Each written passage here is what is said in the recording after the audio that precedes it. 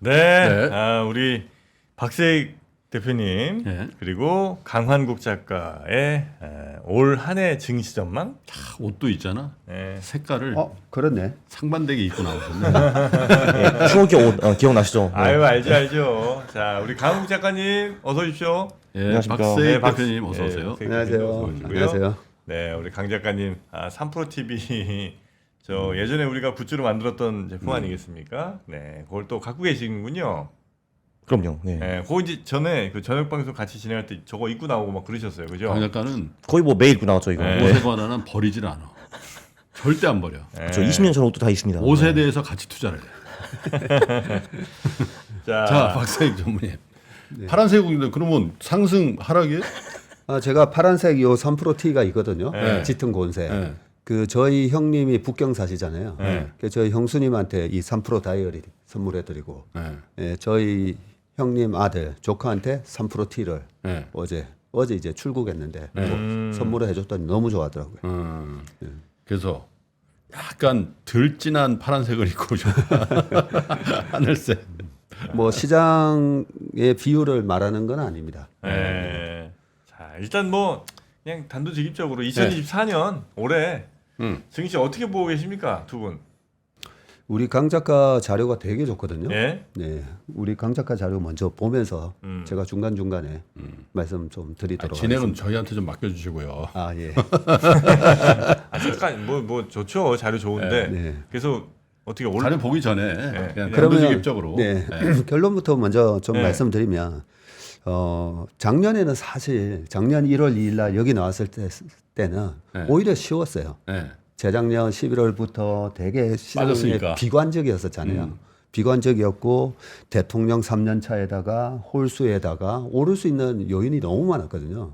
그래서 우리 강 작가라 작년 23년 시장에 미국 대통령 3년 차. 네, 미국 대통령 3년 차에다가 그렇게 좀 강하게 말씀드렸었는데 그때 정프로님이 댓글 반응은 좋지 않다. 다들 화가 나 계신다. 그래요. 왜 자꾸 오른다고 얘기하냐. 그때 맞아요. 많이 네. 빠졌었으니까. 희망회로 돌린다. 네. 특히 재작년 12월 달이 배당락 포함해서 마이너스 9.5 빠졌었어요. 그리고 작년 1월 6일 날 2180을 기록을 하면서 그렇죠. 시장 분위기가 되게 안 좋았었거든요. 그런데 지금은 2655면 사실 주식이 제일 좋은 호재는 싸다는 게 제일 큰 호재라는 얘기가 있지 않습니까? 네. 그렇죠. 예, 근데 어정쩡하긴 한데 여전히 PBR로 보면 0.95밖에 안 됩니다. 예. 우리가 어떤 시장 예측이 틀렸을 때도 어떻게 대응하는가가 중요한 건데 PBR 0.9 밑에서 사면 한 번도 실패한 적이 없거든요. 그래서 예, 작년에는 PBR 0.9 기준이 2,430이었었고요. 매년 PBR이 한 100씩 올라간다고 보면 됩니다. 예, 그러면 올해가 2,500 정도 되거든요. 2,510? 그게 0.9. 0.9입니다. 아. 네, 그래서 2,510이 깨지면 무조건 사도 되는데 올해 그런 기회를 줄까? 올해도 줄 수 있다라고 생각합니다. 왜냐하면 요 표 하나 보시고 말씀을 좀 드리겠습니다. 지금 보시는 표에 보면 미국 대통령 선거가 있었던 해 주식시장이 어떻게 움직이는지 이 코스피에 어제 이게 제가 밤에 만든 자료인데 2000년 요때 조지 W 부시가 대통령 당선이 되시죠. 네. 그리고 2004년, 2008년, 2012년, 16년, 20년, 24년 요렇게 미국 대통령 선거가 있었던 해였는데 최저치가 얼마였나를 봤습니다. 코스피의 최저치. 마이너스 53, 마이너스 53, 마이너스 11.9 뭐 이렇게 쭉 있는데 닷컴 버블이 깨졌었던 2000년 그리고 뭐 미국 서프라임 모기지 사태가 있었던 2008년 요때 53% 희한하게 53% 빠졌더라고요. 52.9% 이렇게 빠졌었는데요. 요때를 제외하면 마이너스 11.9, 마이너스 3.7, 마이너스 7.3. 두 번이나 나왔어요. 네. 희한하게 52.97, 52.96이래요. 34도 나왔고. 예. 그래서 2020년에는 코로나 때였지 않습니까? 그죠? 어떤 마켓 리스크가 아니면 실질적으로는 마이너스 11.9를 기록했던 2004년도 예, 그 정도가 그 해의 최저점을 얘기하는 겁니다. 그런데 오른쪽은 대통령 선거가 있었던 해에 그러면 고점은 얼마 정도 나왔었나인데 2000년 닷컴법을 깨졌을 때 아마 연초에 플러스 3.7을 기록했다가 이제 박살이 났었으니까요. 2004년도가 15.9%가 나왔고요. 그리고 2012년도가 12.7%, 그리고 2016년도 트럼프 힐러리 대선이 있었을 때가 플러스 5.7%. 그렇게 해서 이 외생적인 마켓 리스크가 있었던 데를 제외하고 가장 저점과 가장 고점, 가장 저점이 이제 마이너스 12% 기록했던 2004년, 그리고 위로는 플러스 15.9%를 기록했던 2004년을 요걸 대입을 해보니까 올해 예상 지수가 2345에서 3091인데 여기서 저희의 솔직한 대응 전략은 뭐냐면요. 2004년도에 16%나 장이 올랐었지만 결국 종가는 플러스 11%로 끝났더라고요. 네. 예, 그리고 2005년도도 불장이 오긴 옵니다. 2005자 들어가는 해 되게 좋게 보시잖아요. 그럼요. 그래서 올해는 2,931이 작년 연말 대비해서 플러스 10%가 나는 지수 때거든요. 그래서 저희는 2,931에서 분할 조금 매도를 했다가 올해도 9월, 10월은 장이 안 좋게 봅니다. 네, 올해도 대선에 대한 그 영향권이 있고 추석 효과 등등 해서 9월, 10월 달에 그 비중을 줄여놓은 주식을 10월 말에 미국 대선을 앞두고 또 매수를 하면 올해 11월, 12월, 내년 1월까지는 또 굉장히 강한 장이 오겠더라고요. 예, 그런 부분에 우리 아마 강 작가가 자료에서 아마 다 얘기를 해 주실 것 같은데, 올해 코스피 예상을 이뤘는데 우리 투자자분들이 코스닥 많이 하시잖아요. 그래서 코스닥이 되게 중요합니다. 코스닥을 보시면 요게 리스크 관리를 우리가 좀 해야 된다는 말씀을 드리면서 코스닥에 2000년 마이너스 79.8% 나왔었고요. 2004년도에는 마이너스 28%. 이게 네. 연간 수익률이 아니라 저점. 그리고 2008년도에 마이너스 65, 그리고 2012년도에 마이너스 10.8, 그리고 2016년도에 마이너스 15.9, 그리고 2020년도 코로나 있었을 때도 마이너스 37% 나오거든요. 변동성이 꽤 크네요. 네, 변동성이 꽤 큽니다. 그래서 올해 코스닥 시장은 연중 최저치가 제일 낮은 게 2012년도에 기록했던 마이너스 10.8이에요. 나머지 해는 전부 다 이것보다 더 빠졌다는 겁니다. 그래서 코스닥의 연중 최저치는 최소 마이너스 10% 이상 빠질 수가 있으니까 매매를 잘 하셔야 된다는 얘기고요. 2016년도에 마이너스 15.9를 저점을 기록했지만 지금 보시면 이게 연봉이거든요. 예, 지금 연봉 보시면 이렇게 음봉으로 끝나면서 마이너스 7.7인가로 끝납니다. 2016년 대선 때. 지금 경제 상황이 2016년하고 되게 비슷하거든요. 그런데 코스피를 다시 한번 볼까요?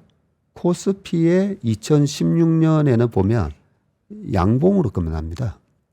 플러스 한 3.3으로 끝납니다. 그래서 전체적인 시장은 올해는 웬만하면 코스피 중심으로 투자하는 게 낫다. 하시다. 올해는 네. 그래요. 그리고 2월 달이 미국 시장 전체적으로 100년 역사에서 9월 달만 유일하게 마이너스가 나는 달인데 그렇죠. 25년 평균을 보면 2월 달도 마이너스가 납니다. 미국 시장 평균적으로 마이너스가 난 달이 2월, 9월이거든요. 그래서 2월 달이 우리나라 시장은 설도 있지 않습니까? 2월 10일 설인데 그래서 설 전후로 또 한번 눌림목을 줄 건데 그 눌림목이 우리가 그 눌림목에서 어떻게 해야 되느냐? 2510이 PBR 0.9니까 이 2510을 깨는 혹시나 조정을 주면 또 좀 강하게 매수를 하는 전략으로 가져가시면 될 것 같습니다. 그렇게 자료가 좋다고 홍보해 주신 우리 강한국 작가 어떻게 보고 계세요? 무슨 자료예요? 예, 그냥 제가 만든 자료인데요. 21페이지 한번 띄워주시면 좋을 것 같습니다. 일단 대표님 말씀하시기를 작년에는 전망하는 게 차라리 굉장히 쉬웠다라고 하셨거든요. 저도 어그리합니다. 저도 이제 여기 와가지고 그 23년에 오를 가능성이 90% 이상이다라고 큰 소리 쳤거든요. 그다음에 걱정을 했죠. 이거 틀리면은 나 바보 된대 했는데 어쨌든 이제 올랐습니다. 그건 이제 좋았고요. 근데 24년은 확실히 좀 어려워. 23년도 훨씬 더 어려운 이유가 아마 여기 나온 얘기인 것 같은데 이제 선거가 올해 76개가 있더라고요. 별의별 국가에서. 전 세계에서. 네, 그러니까 미국도 그렇고 한국도 있고 EU, 일본, 영국, 뭐 그 러시아, 우크라이나, 저기 뭐 파키스탄, 인도네시아까지 다 선거를 하더라고요 이번에. 네. 근데 이제 잘 아시다시피 선거 전에 정치인들은 이상한 일을 굉장히 많이 합니다. 근데 이제 그게 어떻게 이상하게 튈지 모르기 때문에 그 전망이 훨씬 더 이제 어렵다라고 이제 볼 수가 있고요. 그러니까 한국 시장을 이제 보면은 근데 좋은 팩터가 있고 나쁜 팩터가 있어요. 제가 이제 11월에 여기 왔을 때만 해도 이제 별로 안 좋게 봤는데 지금 이 좋은 팩터들이 몇 개가 이제 나왔습니다. 일단 첫 번째는 그 24년에 미국 주식시장이 아마 꽤 좋을 것 같아요. 이제 그걸 굉장히 좋은 거고, 이제 두 번째는 이제 저 파울 그 선생님이 이제 금리를 인하한다라고 이제 어느 정도 선포를 했습니다. 24년에 한다고 했고요. 그것도 일단 한국에 도움이 될 것 같고, 그리고 가장 결정적인 거 11월, 12월에 장이 많이 올랐다. 이제 그거 자체가 사실 굉장히 좀 좋은 시그널이죠.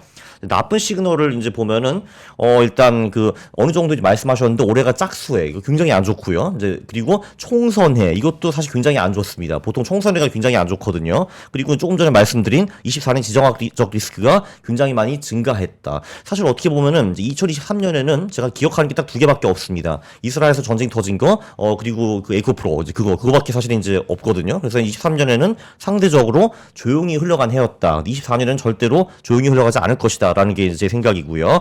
그래서 사실 저를 이제 다음 주에 불러주셨으면 좀 더 뚜렷하게 전망을 할 수가 이제 있었는데 그 왜 그러냐면은 승부의 분수령이 이제 다음 23페이지 띄워주시면요.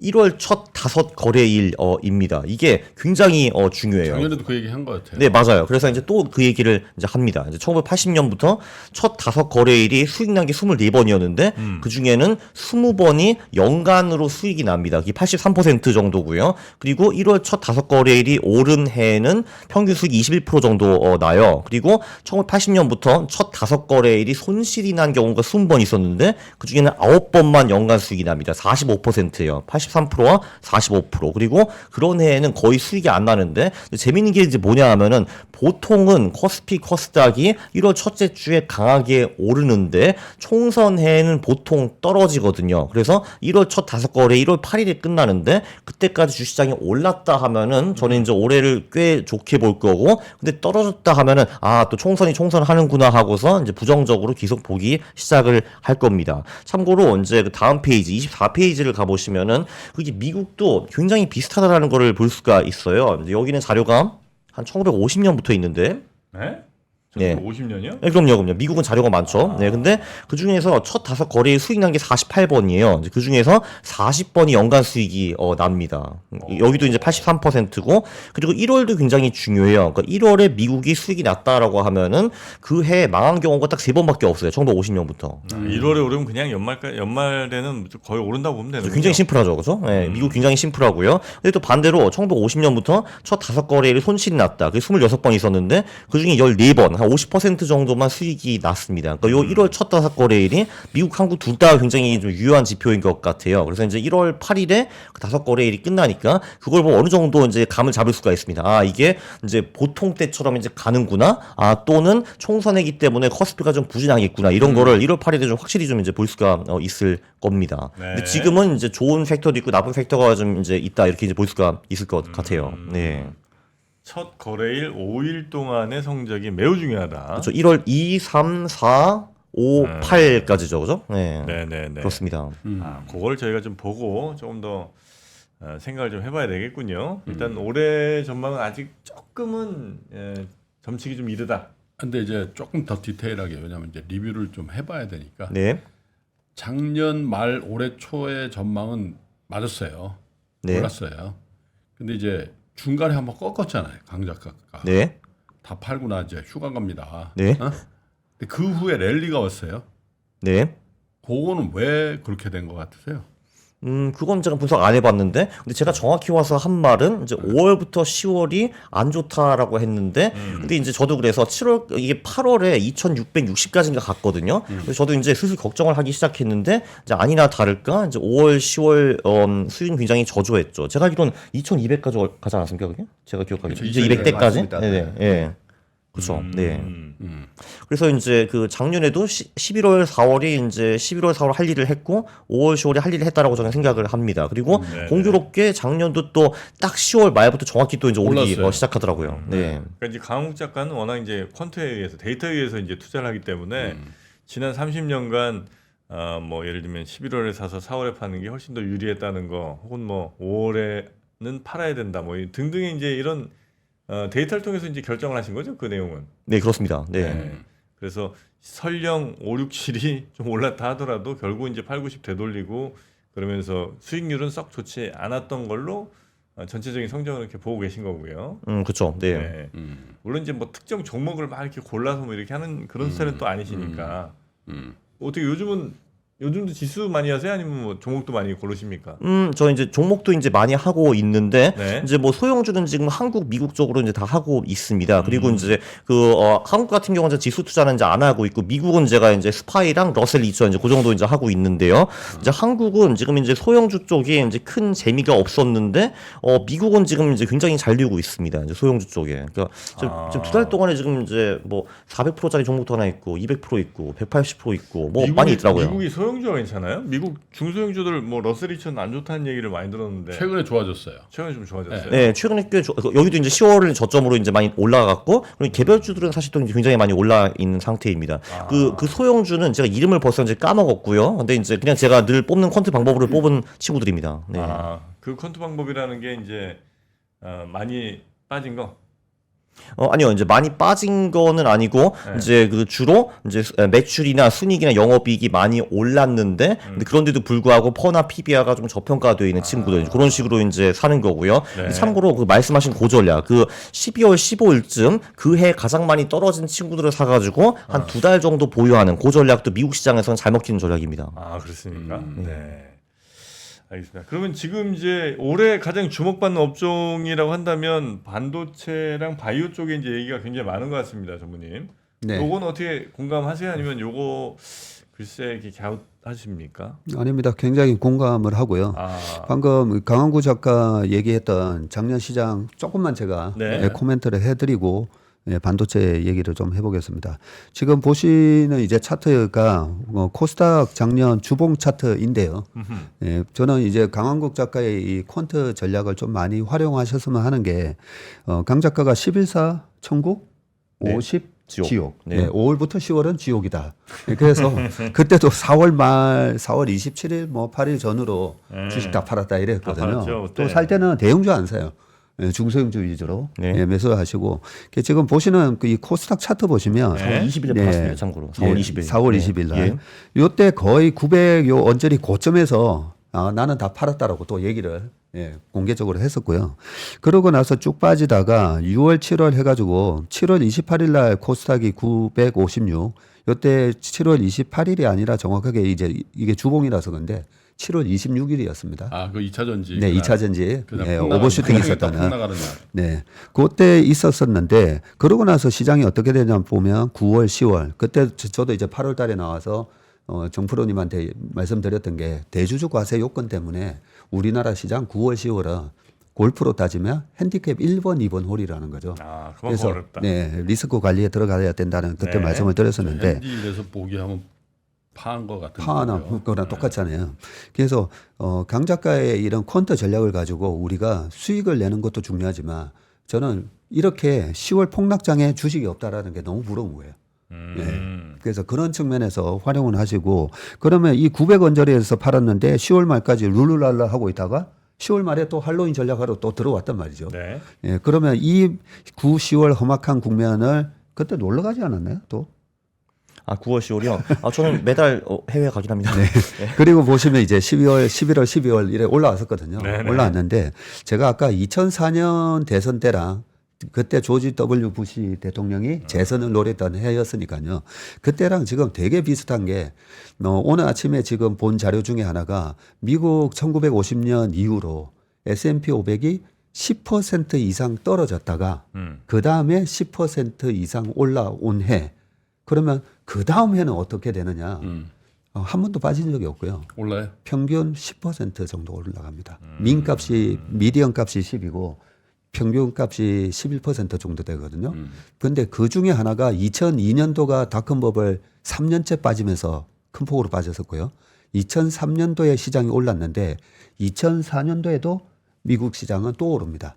오르는데 그때 2004년 시장을 제가 한번 보여드릴게요. 네. 2004년 시장을 보시면 조금 도움이 되실 수가 있는데 2004년. 네. 네. 요때 보시면 2003년도에 3월 달에 510일을 찍고요. 이 2003년 3월 달에 510일 찍을 때가 2002년 말에 북한이 NPT 탈퇴도 한다는 얘기도 있었고 그때 코로나 사스였어요. 홍콩에서. 그렇죠. 쌌어요. 예, 사스 때문에 시장이 510일까지 갔다가 그러고 나서 이 랠리가 있었었는데요. 이 2004년 시장을 잘 보시면 그 랠리가 2004년 초까지 한 4월 말에서 이게 주봉이니까요. 4월 정확하게 4월 말까지 시장이 랠리가 있습니다. 역시 근데 또 5월, 6월, 7월 달에 또 시장이 이렇게 확 부러지는데 950에서 거의 750까지 가면서 이때 저한테 옵션을 가르쳐 주셨던 스승이 한 분 계신데 네. 1,000억을 벌고 계셨는데 요 장에서 1,000억을 다 날리게 됩니다. 오, 네. 네. 다 요 날렸어요. 장에 예, 아, 1,000억을 900억 하고 100억만 하시지. 네. 그럼 2004년도에 1,000억이면 지금으로 따지면 거의 뭐 1조나 마찬가지잖아요. 그래서 올해죠 이제 2024년 시장도 이런 조정은 얼마든지 있을 수 있다라고 마음을 먹고 계셔야 된다는 걸 말씀드리고 그래서 그 5월, 10월 달은 특히나 짝수회니까 네. 5월, 10월 올해 조심하셔야 된다는 얘기고 그러면 이때 2004년 5월, 6월, 7월은 어떤 이슈로 이렇게 빠졌나? 이때 차이나 쇼크였어요. 네, 차이나 쇼크였는데 이때 당시에 그 원자보 총리께서 긴축 얘기를 하게 됩니다. 네, 긴축 얘기를 하면서 확 빠졌다가 2001년도에 중국이 WTO 가입하고 나서 중국이 이제 고성장에 시동을 걸지 않습니까? 그리고 나서 2005년, 6년, 7년까지 중국의 GDP 성장률이 14.2%까지 나오거든요. 2007년도에. 아름다운 시절이었죠. 네. 그때. 그러면서 골디락스 얘기가 나오고 차이나가 들어가는 브릭스라는 말을 또 만들어내고 네. 근데 그게 2005년 장이었는데 이렇게 한번 눌림목을 확 주고 나서 2005년 장이 불장이었는데 그때 코스피가 한 53% 코스닥이 한 87% 올라가거든요. 네, 그런 측면에서 강 작가가 내년 시장 5자 들어가는 시장은 굉장히 좋은 뭐 한 번도 안 빠졌다고요? 아니, 그러니까 1880년대부터 미국 시장이 5로 끝나는 해에 빠진 적이 한 번도 없습니다. 그것도 되게 신기하더라고요. 네. 아, 뭐 그래서- 95년, 2015년 뭐 이렇게 5자로 끝나면 그죠. 그게 이제 그래요? 2015년에 빠진 것처럼 보이기는 하는데 배당 수익률을 더하면 또 플러스가 나오거든요. 그래서 결론적으로 140년 전부터 빠진 적이 없다. 예, 굉장히 신기합니다. 저도 25년에 대한 기대가 굉장히 많습니다. 그래요. 또 그럴 수가 있는 근거를 제가 하나 가져왔는데요. 대통령 4년 차고 요 자료를 제가 그냥 말로 설명드릴게요. 네네. 대통령 1, 2, 3년 차에 왜 우리나라 시장이 그렇게 영향을 받을까? 대통령 2년 차가 사실은 경제 성장률이 제일 안 좋습니다. 미국의 경제 성장률이 2.1% 정도 나오고요. 근데 대통령 4년 차랑 대통령 1년 차는 거의 3.8% 정도 좋게 나옵니다. 그러면 재선을 위해서 어떻게든 마지막 해에 엄청나게 재정 투자를 한다는 거죠. 그렇기 때문에 올해 시장을 또 되게 안 좋게 보는 분들도 있지만 올해 경제를 바탕으로 안 좋게 보시더라고요. 근데 경제가 나쁘지 않을 거다라는 말씀을 드리고 그러면 올해 대통령이 누가 되든 내년이 대통령 1년 차가 되는 거거든요. 네, 그런 측면에서 2025년까지는 시장은 좋은데 올해는 짝수해고 중간중간에 이런 왔다 갔다 하는 부분은 상당히 있다. 예, 말씀드리겠습니다. 혹시 48페이지 좀 띄워주시면요. 48페이지 갑니다. 뭐죠 그 이거는? 비슷한 얘기인데 그 도대체 왜 이렇게 대통령 4년 차가 이렇게 좋은가 이제 이걸 좀 봐야 돼요. 미국 쪽에서 이게 또 그러니까 그 이미 있는 대통령이 재선을 원하는 거랑 새로운 2명이 나오는 거랑 또 엄청나게 차이가 있습니다. 사실 그러니까 제가 바이든이라고 하면 빙의를 해보면은 저는 이제 무조건 이겨야 되잖아요. 이제 트럼프한테 지면 너무 쪽팔리지 않습니까 이게? 그렇기 때문에 이제 올해 수단 방법을 가리지 않고 무조건 돈을 풀어야 됩니다. 이제 경제를 살려야 되는 거고 그리고 이게 늘 대통령 1, 2년 차에 이제 보통 금리가 올라가는 경우가 굉장히 많았고 그리고 3, 4년 차에 떨어지는 경우가 많은데 그거는 올해도 절대로 예외가 이제 아닙니다. 사실 뭐 파월 입장에서도 봐도 이제 연임을 해야 되는데 어떤 대통령이 나한테 좋겠는가 그거를 분명히 생각을 안 할 수가 이제 없고요. 네. 그리고 이제 실제로 그 48페이지를 띄워주시면은 그게 이제 데이터로 이제 좀 보이는데 그 1916년부터 2020년까지 그러니까 첫 임기 4년 차에 그 미국 시장 수익률이 이렇게 이제 나옵니다. 이제 마지막으로 손실이 발생했던 해가 1932년 대공황 때였고요. 저기 48년 같은 경우도 배당 수익률을 더하면 플러스가 나옵니다. 그러니까 한마디로 그 이미 있는 대통령이 재선을 원할 때, 그러니까 4년 차, 그때는 미국 시장이 떨어진 적이 없어요. 왜냐하면은 이 사람들도 뻔히 압니다. 지금 그 해 경제가 안 좋거나 아니면은 주시장이 떨어지면은 나는 잘린다라는 걸 이제 알고 있습니다. 그러니까 이제 그렇기 때문에 이제 수단 방법을 살리지 않고 이제 무조건 경제를 살려야 되고 주시장을 살려야 되거든요. 그래서 실제로 그렇게 할 겁니다. 근데 이게 사실 4년 후는 이제 우리가 상당히 좀 조심해야 되는데 그때는 이제 바이든이 8년을 하거나 아니면 이제 트럼프가 돼도 이제 합쳐서 8년밖에 못 한다라고 제가 이제 들었거든요. 그래서 이제 4년 후에는 이 두 사람이 나가거든요. 그러면은 사실 I don't care입니다. 누가 다음에 대통령이 될지. 그래서 그때 주시장이 좀 많이 망가집니다. 그러니까 마지막 8년 차 네. 그때. 근데 지금은 8년 차가 아니기 때문에 별 문제가 없다라는 거죠. 8년 차가 아니기 때문에 문제가 없다라고 네.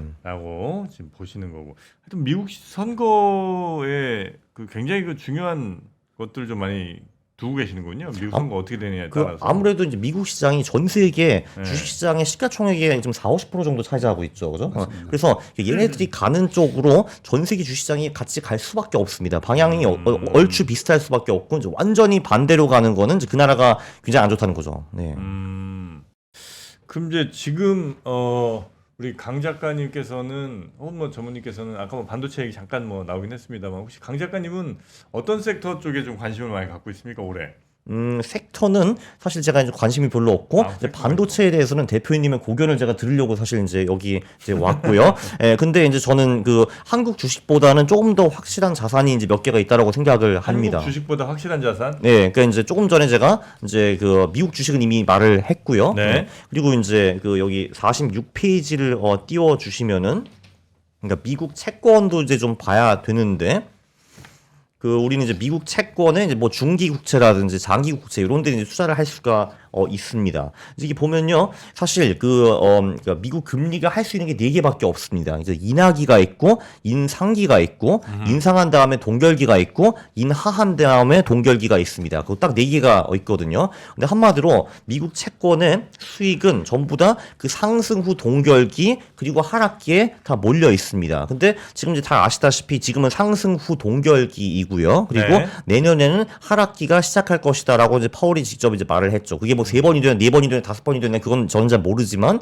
어쨌든 이제 인하기가 오는 거는 이제 거의 확실한 것 같고요. 이때 미국 국채의 수익률의 거의 80-90%가 나온다라고 보시면 되고 그리고 의외로 이 구간에 수익률이 굉장히 높습니다. 그러니까 예를 들면은 상승 후 동결기에는요, 이제 미국 채권의 연봉리 수익의 10% 정도 되고 그리고 본격적으로 하락하는 고시기 있지 않습니까? 이제 실제로 이제 금리를 내추기 시작하는 고시기, 거기 연봉리 수익이 29% 정도나 나와요. 그래서 미국 국채에서 은근히 수익을 좀 기대할 수 있겠다라는 게 이제 제 생각이었고, 예. 그리고 이제 맨 오른쪽에 있는 저 네. 책은 뭐예요, 저게? 저 책은요, 이제 제가 작년에 쓴 책이죠. 이제 깨알 같은 광고입니다. 참고로 이제 여기에서 나왔죠. 네. 네. 저 주식으로 돈 벌다는 책이 또 있군요. 네, 그렇습니다. 네. 네. 그리고 이제 그 세 번째로 이제 코인이 남아 있는데 일단 그 미국 주식과 채권보다는 저는 코인이 상승할 가능성은 조금 더 적다고 생각합니다. 적다? 왜냐하면은 코인은 변수가 많거든요. 이제 거래소가 망한다든지 어떤 사기꾼이 나타난다든지 뭐 규제가 있다든지 이런 문제가 다 있을 수가 있는데 근데 확실한 거는 코인은 일단 홀수해는 다 올랐고요. 비트코인의 경우에는. 그리고 이제 여기 54페이지를 띄워주시면 나오는데 짝수해는 4년에 한 번 크게 망합니다. 근데 보면은 그 짝수해는 반감기가 있는 짝수해가 있고 없는 짝수해가 있습니다. 반감기라는 건 이제 비트코인의 공급을 줄이는 이제 그 이벤트인데요. 네. 올해는 그게 있습니다. 24년에는. 이제 보시면은 12년, 16년, 20년이 반감기가 있던 해였는데 이 중에서 가장 수익이 안 나왔던 해가 124% 정도 나왔어요. 안 나왔던 해가. 네, 그리고 보시다시피 2년 후에 그러니까 반감기가 오고 보통 12에서 18개월 후에 이 코인이 보통 고점을 찍는데 그 후에는 이제 암흑기가 옵니다. 암흑기에는 뭐 60, 70, 80, 90% 정도 떨어졌죠. 그래서 네, 이것도 유념하시면 좋을 것 같아요. 그래서 코인이 이제 오를 확률은 미국 주식과 채권으로 떨어지는데 근데 기대 수익률은 제일 높다. 이렇게 이제 보시면 될 것 같아요. 같아요. 저 네. 코인 전체 아니면 비트코인만 해요? 비트코인이고요. 비트코인. 비트코인 저 정도 오르면 이제 특히 그러니까 상승기 말기에는 알트코인이 더 많이 오르죠. 그렇죠, 네. 그렇죠, 그렇죠. 강 작가님은 그래서 비트코인 안 해요? 저는 비트코인, 이더리움, 알트코인 다 이제 신나게 하고 있습니다. 네. 신나게 하고 있어요? 신나게 하고 지금? 있죠. 네. 그래요. 네. 짭짤하겠네. 네. 그리고 미국 주식 채권도 당연히 하고 있습니다. 저는 대충 이제 자산이 하고 어떻게 있죠. 어떻게 있어요? 뭐 미국 주식 채권에 지금 이제 제 금융자산 쪽을 보면은 네. 제가 지금 한 60% 정도는 주식을 하고 있는데 네. 그 중에 30%가 미국 주식이고 30%가 이제 한국 주식인데 네. 그 중에서 21%가 소형주, 9%가 인버스였는데 인버스 손절하고 나갔고요. 이제 좀 깨져가지고 네. 그리고 25%는 채권이었는데 그 채권 수익률이 굉장히 좋았습니다. 11월, 12월 제가 생각도 안 했는데 네. 15%는 금인데 그건 그냥 플러스 마이너스 0 정도인 것 같아요. 네. 네. 그리고 이제 그 금융 자산에 어느 정도냐 한 그 절반에서 30-40%? 그 정도냐? 그 정도 코인하고 있습니다 지금. 네. 금융 자산의 절반 정도 코인 한다.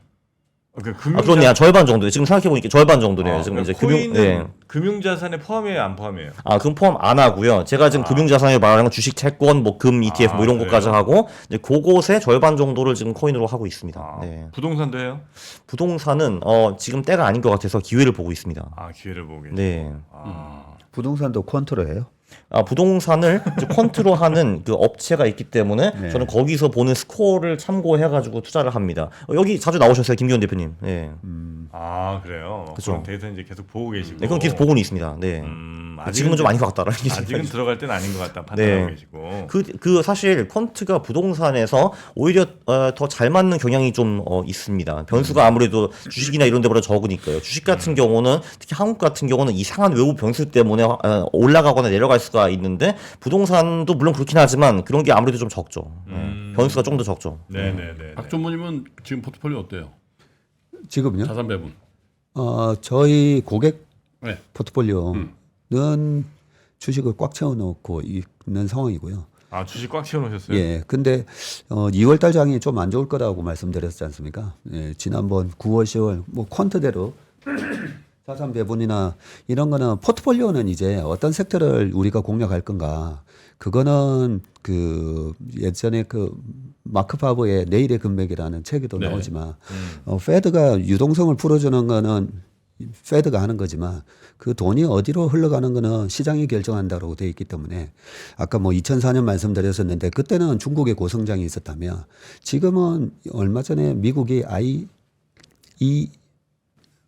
인도 네? 퍼시픽 IPEF죠. 네. 예. 네네. 그때 중국을 예. 중국을 세계 공장으로 만들어서 수입 물가를 낮춰서 골디락스가 왔다면 지금은 또 다르잖아요. 미국이 만들어 놓은 이 이코노미 프레임이 지금 인도 퍼시픽 중심이기 때문에 그래서 2004년과 시장은 비슷해도 주도주는 분명히 다르다라고는 생각을 하고 있습니다. 그래서 올해 어떤 식으로 대응할까에 있어서 아까 바이오 살짝 말씀하셨는데 저는 바이오를 잘 투자를 안 합니다. 왜냐하면 모아니면 도기 때문에 모아니면 돈인데 근데 우리나라 뭐 CMO라든지 바이오 시밀러라든지 이런 쪽은 어떻게 보면 모아니면 도가 아니라 엄청난 그 생산 기술을 바탕으로 하는 거잖아요. 그런데 최근에 셀트리온이라든지 셀트리온이 최근에 3개월 동안에 거의 45% 올랐거든요. 그러니까. 셀트리온이요? 네. 그리고 삼성바이오도 이제 바닥 짚고 돌아서는 모습. 그 외에 뭐 알테오젠을 비롯해서 바이오들이 움직이는데 그동안에 코스닥에서 가장 피해를 본 코스닥이 아니라 전체 산업에서 가장 피해를 본 업종 중에 하나가 사실은 바이오잖아요. 임상이 안 되니까. 그리고 최근에는 필패. 그러니까요. 거기다가 또 최근에는 이제는 리오프닝은 됐는데 금리가 높아가지고 또 펀딩이 또 잘 안 되지 않습니까? 그런 측면에서는 금리가 올해 떨어지기 시작하면 바이오 주가는 오를 수밖에 없다라고 생각하고요. 바이오는 참 우리나라 시장은 특이하게 미국은 그 회사가 어떤 지금 파이프라인을 갖고 어떤 이제 그 앞으로의 마일스톤이라든지 큰 이제 이정표가 있는가를 보고 움직이는데 우리나라는 사실 센티멘트에 의해서 다 같이 움직여요. 네, 그런 측면에서 뭐 바이오 ETF도 나쁘지 않을 거다라는 생각을 하는데 비중은 가져가더라도 10% 이상은 가져가지는 않을 겁니다. 않을 건데 반도체 우리나라 삼성전자 주주가 뭐 600만 명. 근데 작년에 개인분이 13조를 팔았어요. 오, 네. 네, 외국인이 11조를 팔았었는데요. 2016년도에 외국인이 11조 3천억을 산 이후로 작년 제일 많이 산 겁니다.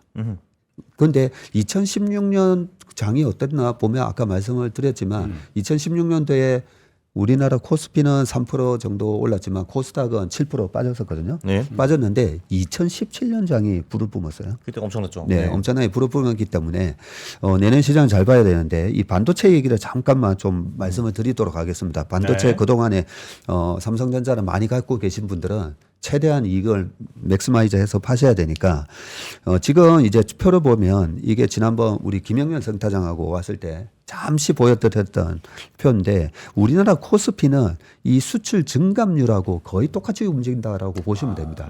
예. 지금 보시면 수출 증감률이 21년도 4월에서 5월 달에 45.5%를 기록하고 그다음부터 시장이 빠지는데 시장도 21년 6월 25일 날 3,316을 기록하고 빠지거든요.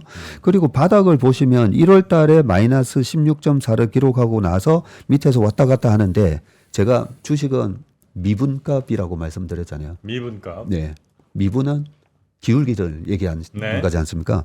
그래서 작년 한 해 동안을 보면 수출 증감률이 바닥을 치고 7, 8, 9월 달부터 이렇게 돌아서기 시작했고요. 그리고 10월 달에 5.1%를 기록하고 11월에 7.8 그리고 12월 데이터가 어제 나와서 제가 어제 업데이트를 했는데요. 5.1%가 나왔습니다. 네, 11월보다는 살짝 준 것처럼 나오는데 반도체를 보시면요. 반도체 수출 증감률은 10월에 마이너스 3.1이었는데 11월에 플러스 12.9 12월에 21.8이 나왔어요. 지금 보시는 차트를 보시면 반도체 수출 증감률만 따로 이렇게 뽑아온 건데 올해 작년 1월 달에 마이너스 44를 기록한 이후로 이렇게 돌아서고 있잖아요. 그러면 이 반도체 수출 증감률하고 오른쪽에 하이닉스 주봉 차트랑 보면 거의 똑같습니다. 네, 그 방향성이 똑같은데 그러면 뭐 23년도에 반도체 재고 때문에 하이닉스가 3조에 가까운 분기 손실을 기록한 게 1분기, 2분기 연속이었었잖아요. 거의 7월 달까지 이 재고 소진을 못 해가지고 되게 안 좋았었거든요. 그렇다면 YOY로 반도체 수출 증감률은 올해 7월 달까지는 계속 높게 나올 수가 있다는 거죠. 특히 작년 1월 죄송합니다. 작년 네네. 1월 달이 마이너스 44%였기 때문에 올 1월 달까지는 기저 효과 때문에 좋게 나올 거다라는 부분이고요. 자, 그런데 제가 하나 좀 보여드릴 게 이것도 그때 가져왔던 자료인데 하이닉스랑 어플라이드 머티리얼입니다. 혹시나 우리나라 시장은 네. 요즘 이제 한국장에 대한 너무나 이렇게 신뢰를 많이 잃어버렸지 않습니까? 근데 이 섹터는 동조화된다고 보시면 되고요. 지금 왼쪽 하이닉스 연봉하고 어플라이드 머티리얼스 세계 반도체 장비 1등 회사의 연봉하고 똑같아요. 조정받을 때 똑같이 조정을 받고요. 올라갈 때 똑같이 올라가는데 그동안에 15년 동안에 보면 하이닉스랑 어플라이드 머티리얼스가 하락한 해는 4번밖에 없습니다. 그래서 제가 시장에 어떤 딥이 올 때마다 세계적인 경쟁력을 갖고 있고 과점화되어 있는 반도체에서 돈을 버는 게 일단은 가장 안전하고 쉽다라는 말씀을 계속 드렸었는데 지금 보시면 이렇게 4번 조정이 있었고 근데 자세히 보시면 양봉이 하나로 끝난 해도 없어요. 작년에 빠졌다고 해서 재작년에 빠졌었잖아요. 작년에 하이닉스가 거의 89% 올랐거든요. 삼성전자도 41% 올랐는데 자세히 보시면 한 해 오르고 그 다음에 다시 음봉으로 간 적은 없다라는 부분을 한번 보시고요. 2번 간다는 거네요. 네. 2년 연속 상승할 가능성이 높고 그 다음에 삼성전자 이제 많이 가지고 계시니까 예, 감사합니다. 네. 올 5월, 6월, 7월 달에도 가끔씩 이 말씀을 드렸는데 삼성전자를 많이 가지고 계시기 때문에 2012년부터 삼성전자가 올라간 해 지금 보시면 올라간 해에는 40% 이상 항상 올랐었습니다. 삼성전자는요. 2012년도에 올해 딱 40% 오르지 않았어요? 네, 41% 올랐고요. 41%. 41.95%니까 42% 올랐 보시면 되고 2016년도에 43% 올랐는데 2017년도에도 41% 올랐고요. 18년도에 24% 빠졌지만 19년도에 44 오르고 20년도에도 45% 올랐습니다. 네, 그래서 삼성전자 작년에 42%나 올랐으니까 너무 많이 오르는 거 아니야 해서 최근에 기관 외국인은 삼성전자를 막 담고 있는데 우리 개인 투자가분들이 그동안 마음고생 때문에 자꾸 본전만 오면 팔거든요. 그래서 제가 주식 본전하려고 하는 거 아니니까 예, 좀 가지고 계시라는 말씀을 드렸던 거고 2년 동안 배당을 1,500원씩 받은 거 감안하면 지금 8만 원 넘었다고 보시면 돼요. 예, 그런 측면에서 저는 굉장히 긍정적인 게 우리나라의 600만 명의 투자자분들이 삼성전자를 사셨다는 거는 정말 잘하신 거다라고 생각이 드는데 삼성전자로 그렇게 샀다고 해서 돈을 꼭 버는 건 아닙니다. 왜냐하면 갖고 갈 수 있는 인내가 필요한데 네. 항상 보면 삼성전자 팔아서 뭐 사라. 삼성전자 안 된다. 삼성전자 팔아서 뭐 사라. 이런 유혹에 다른 주식들이 막 올라가면 거기에 현혹돼 가지고 팔아서 옮겨 타고 이런 일들이 좀 반복되는 경향이 있는데요. 어쨌든 삼성전자 같은 경우에는 올해 42%로 또 올랐지만 23년 올해까지는 상승세가 이어질 수 있는데 여기서 하나 마지막 버스를 탈 수 있는 기회가 한번 옵니다. 버스? 네. 네. 2000 그동안의 그 짝수해에 보면요. 1월 달에 반도체 수익률이 평균 마이너스 4.5%가 나요. 우리나라. 사실 2022년 초에도 그 삼성전자가 1월 달에 고점 찍고 빠져버렸죠. 네. 그때도 LG엔솔 상장 때문에 네. 2022년 1월 달이 대형주들이 전부 다 이제 좀 박살이 확 났었고 22년 1월 7일 날 나스닥이 마이너스 3% 나오면서 장대 연봉이 나오는데요. 그러면서 22년 1월 달도 장이 안 좋았었고요. 예, 그런 측면은 2021년 1월 달에도 2021년 1월 달에 고점 찍었나요? 구만전자. 삼성전자 고점은 21년 1월 1월 16일인가에 96,800원을 네, 찍었었습니다. 그것도 네. 1월 달이었네요. 네. 그런데 1월 찍고 빠졌었고요. 그래서 이 짝수해에 1월 달이 월 초에 고점이 나오다가 오히려 설 전후까지는 이렇게 빠지는 경향이 있습니다. 그래서 반도체 최근에 이제 이렇게 매도를 하셨다가 내가 괜히 팔은 거 아닌가 하시는 분들이라든지 그런 분들은 설 전에 2월 초에 한번 고점 대비해서 한 5에서 10% 이런 조정이 나올 수가 있으니까요. 그때 잘 활용하시기 좀 바랍니다. 찝찝한 게 삼성전자가 업황도 좋아지고 뭐 주가도 좋아진다라고 하는데 네. 외국인이 지난해 16조를 샀으니까 삼성전자 한 종목을 더 살까? 네? 여기서 더 살까? 여기서 또 이 외국인 물량을 개인들이 다 받아내는 건가? 아니 그 여기서 이제 외국인이 판다는 말씀이세요? 16조를 샀으니까. 사면 얼마나 더 살까? 이제는 살 만큼 다 산 거 아니에요? 16조를 샀는데 한 종목을 네. 한 종목을 1년 동안 16조를 샀는데 여기서 16조를 더 사면 코스피 뭐 3,000포인트는 넋이 넘어가겠죠. 네. 근데 그럴 가능성은 매우 좀 낮을 것 같다. 말씀이신 거죠? 마지막으로 요 차트 한 번만 더 네네네. 다시 한번 보여드릴게요. 우리가 시장을 전망하는 게 참 어렵습니다. 어려운데 그때 그 세 가지 중요한 매크로 변수가 있다고 지난번에 말씀드렸던 게 이제 우리나라 수출입 증감률, 수출 증감률이고요. 그 다음에 ISM 제조 PMI 그리고 이제 중국 차이나 PPI가 있는데요. 지금 보시는 이 왼쪽에 연간 수출입 증감률을 보시면 21년도에 고점이 나왔었잖아요. 예, 수출 증감률이 25.7% 기록했고 작년 연간으로는 마이너스 7.4를 기록을 했습니다. 네네. 지금 돌아서고는 있지만 자 자세히 보시면 결국은 20년에 시장이 좋을 수밖에 없었던 게 무역 수지도 좋고 21년까지 저렇게 수출 증가율이 좋으니까 21년 상반기까지 시장이 좋았었던 거죠. 근데 수출 증감률이 저렇게 이제 확 꺾이지 않습니까? 그러면 22년도에 무역 수지도 저렇게 478억 달러 적자가 났는데 재작년에 그리고 작년에는 이제 많이 줄어들고 있습니다. 그러면 24년은 어떻게 될까? 지금 수출입 증감률 추이를 보면서 24, 25년 어떻게 될까 보면 아무래도 플러스로 음흠. 갈 가능성이 높고 그죠. 이 플러스가 그동안에 인플레이션을 잡겠다고 페드가 막 그랬지만 미국의 빅테크 기업들 저희는 분기 실적 체크 다 하거든요. 보면 YOY로 전부 두 자릿수 성장해요. 물가 상승을 전부 다 소비자한테 다 전가를 시키고 있다는 거죠. 그 매출이 결국은 탑라인이 물가 성장 이상으로 나오면서 결국은 빅테크들이 미국의 매그니피센트가 전고점까지 온 거거든요. 그 낙수 효과가 이제 우리나라 그런 기업들한테 떨어지고 있는 겁니다. 그래서 24년, 25년 수출 증감률이 어디까지 올라가는가를 확인을 하고 주식을 팔아도 되고 이 오른쪽이 바로 코스피 월봉 차트거든요. 그 코스피 월봉 차트랑 지금 연간 수출입 증감률이 똑같잖아요. 이걸 보면 올해하고 내년 시장을 네. 너무 비관적으로 보실 필요는 없다. 네, 말씀드립니다. 아, 그러네요. 네. 알겠습니다. 혹시 뭐 끝으로 강 작가님도 한 말씀 주시겠어요, 투자자들에게? 네, 저는 지금 이제 빨리 집에 가가지고 지금 이제 제가 반도체 콘트 전략이 하나 떠올랐거든요. 근데 그거 빨리 돌려보고 싶은데, 근데 이제 좋은 얘기를 해주셨으니까 네. 저는 이제 경고의 얘기를 좀 해드릴 게 하나 있긴 있습니다. 네. 이제 34페이지 띄워주시면요. 네, 네. 경고. 띄우는 게 좀 됐군요. 네, 34페이지를 보시면은 네. 그냥 짝수해 5월, 10월은 코스피건 코스닥이건 이제 굉장히 좀 어렵다라는 걸 말씀드리고 싶고요. 네. 그리고 이제 요거를 이제 사실 제가 떴어요?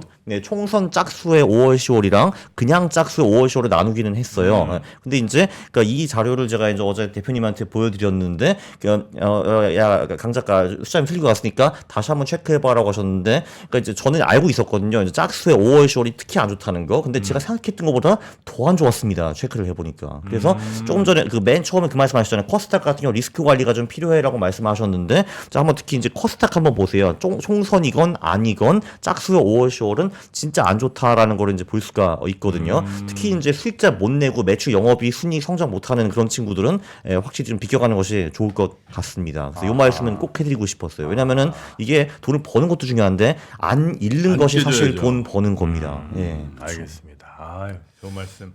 여하튼 추경 매수는 위험한 거예요. 네, 맞습니다. 올해 작년에 여러분 추경 매수, 추경 매수는 위험한 거예요. 자, 오랜만에 우리 증시강박증 우리 박세익 전문의 박세익 대표님 그리고 우리 강환국 작가 함께 또 해봤습니다.